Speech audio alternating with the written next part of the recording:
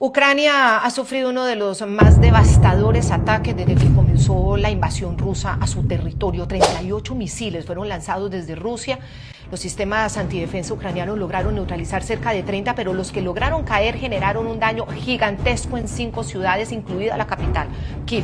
Ahí, el hospital más grande del país fue atacado, fue alcanzado.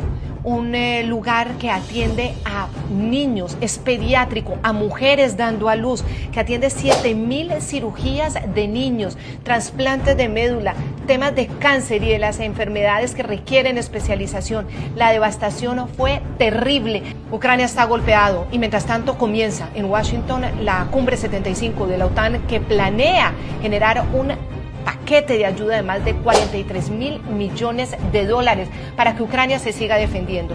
Y es que lo que está en juego no es solamente un país lejano en Europa, no, es un concepto, es el concepto de las libertades occidentales, de los derechos humanos, de los derechos civiles, del derecho a la soberanía y a la autodeterminación de los pueblos. Si Ucrania pierde esta guerra, Rusia habrá comprobado que invadiendo a la fuerza, que tomando territorio a la fuerza, que tratando de aniquilar a un país y su propia identidad, la de ese país, puede lograr cambios en el orden mundial. De hecho, ya está pasando. Estos países autoritarios, esta combinación de política con crimen en el poder, va logrando mover de alguna manera esos principios. Por lo menos ha logrado distorsionar el principio de los organismos más importantes como el de las Naciones Unidas.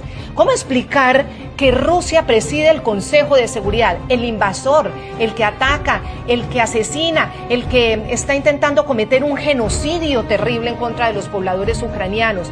Y Europa está ahí. Ucrania queda en Europa. Y la primera línea de los países alrededor de Ucrania posiblemente sean invadidos si Rusia no es detenida. ¿Qué pasa con la credibilidad de estos organismos internacionales que se supone que deben cuidar estos principios? ¿En manos de quién estamos? Rusia preside el Consejo de Seguridad y es el mismo organismo que cuando murió el presidente de Irán en un accidente en helicóptero, el organismo se detuvo e hizo un minuto de silencio por ese señor, que es nada más y nada menos que el carnicero de Irán, que persigue y reprime a las mujeres por no llevar el pañuelo, que mató a más de 500 personas que protestaban por la muerte de una de ellas, que fue detenida y a los 3 días apareció muerta. Incluidos niños fueron asesinados por el carnicero. Y la ONU le rinde un homenaje. Hay mucho en juego.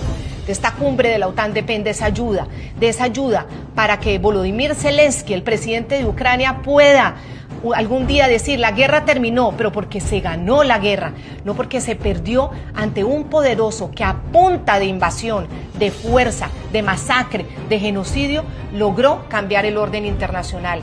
Está en riesgo lo que hasta ahora en Occidente conocemos como nuestras libertades. A veces no entendemos muy bien, a veces creemos que es un conflicto lejano. En nuestros países hay quienes defienden precisamente esa invasión rusa, ese genocidio ruso, como es Cuba, como es Nicaragua y como van siendo los países amigos que no son capaces de condenar semejante barbaridad. Ojo, la guerra no está lejos, está cerca y nuestro futuro como sociedad con nuestros principios está en riesgo.